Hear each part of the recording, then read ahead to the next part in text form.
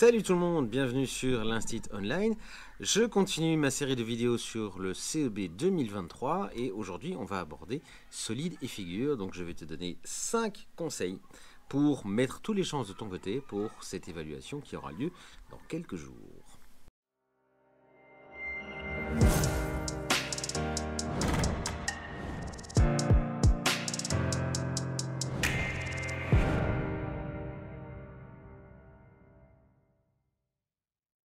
Alors le premier conseil, eh bien, il rejoint un peu le conseil que j'ai déjà donné pour grandeur, c'est à propos du matériel.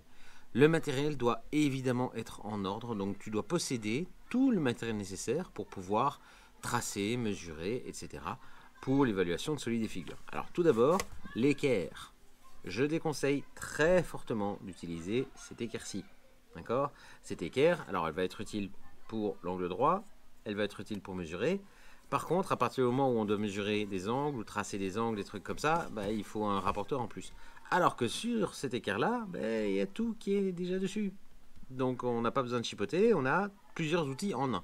Donc c'est hyper important d'en avoir une. Mais attention, sur une équerre, on doit pouvoir lire de façon claire et rapide les informations. Donc toutes les graduations doivent bien apparaître. Si jamais il y a des graduations qui sont effacées, je te conseille de ne pas utiliser le matériel parce que tu ne sauras pas l'utiliser correctement. Donc manque de précision, donc manque de points. C'est aussi simple que ça.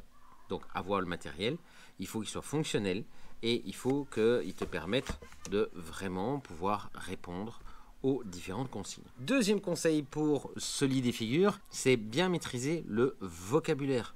Le vocabulaire en géométrie, alors, parce que oui, géométrie et solide et figure, ça veut dire la même chose. Donc parfois j'utilise solide et figure, parfois j'utilise géométrie, c'est la même chose.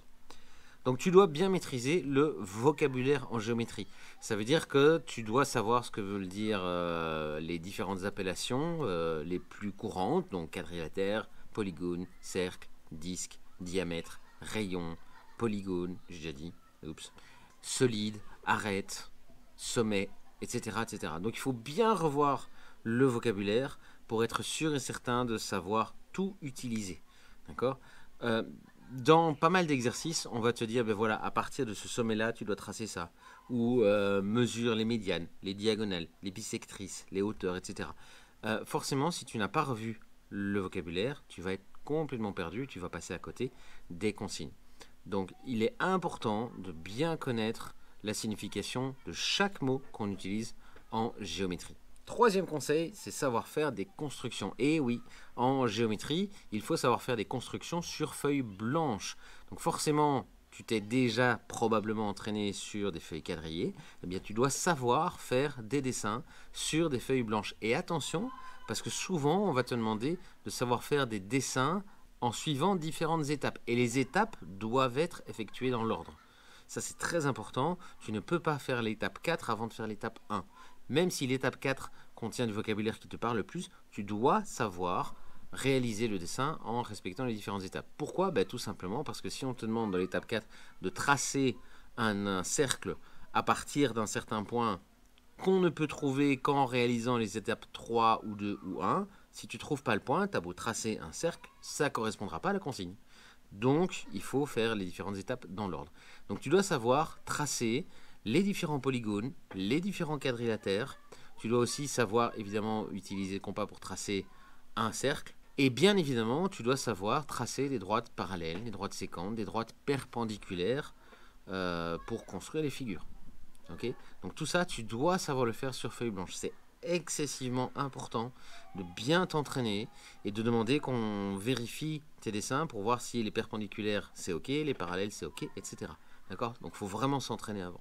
Quatrième conseil, c'est à propos des transformations du plan. Il y aura plus que probablement des questions dans le CEB qui traiteront des transformations du plan. C'est-à-dire des agrandissements, des rétrécissements, mais également des symétries, etc., des translations, enfin voilà, tout ça. Donc il faut être extrêmement précis quand tu fais des transformations du plan. Souviens-toi bien, une symétrie orthogonale, ou symétrie axiale, c'est la même chose, eh bien c'est toujours par rapport à un axe. Un axe, c'est un miroir, si tu veux. D'accord ? Une symétrie centrale, c'est par rapport à un point. Une rotation, c'est tourner autour d'un point. Une translation, c'est une figure qui va glisser dans une direction. Un agrandissement, ben, c'est une figure qui voit ses dimensions grandir selon la même proportion à chaque fois. Et un rétrécissement, ben, c'est une figure qui va diminuer de taille. Attention, quand on a affaire à un agrandissement ou un rétrécissement, toutes les dimensions doivent normalement être modifiées selon le même coefficient. Ça veut dire que si on te donne un carré qui mesure 10 cm et qu'on te dit de faire un rétrécissement de la moitié, eh bien ça veut dire que tous les côtés doivent mesurer la moitié de la taille de départ. Okay, pour un rectangle, c'est pareil. Il ne faut pas juste diviser une dimension en deux, il faut diviser toutes les dimensions de la figure par deux. Ça va? Donc ça, c'est très très important. Attention aussi, on va très probablement te donner une figure sur un quadrillage et on va modifier le quadrillage. Donc tu vas devoir modifier la figure. Donc il faut bien toujours regarder quelle est la transformation qui a été faite pour le quadrillage et il faut faire la même transformation pour tous les côtés de la figure. Okay? Chaque année, il y en a qui se font piéger. Donc il ne faut pas hésiter à y aller étape par étape, point par point.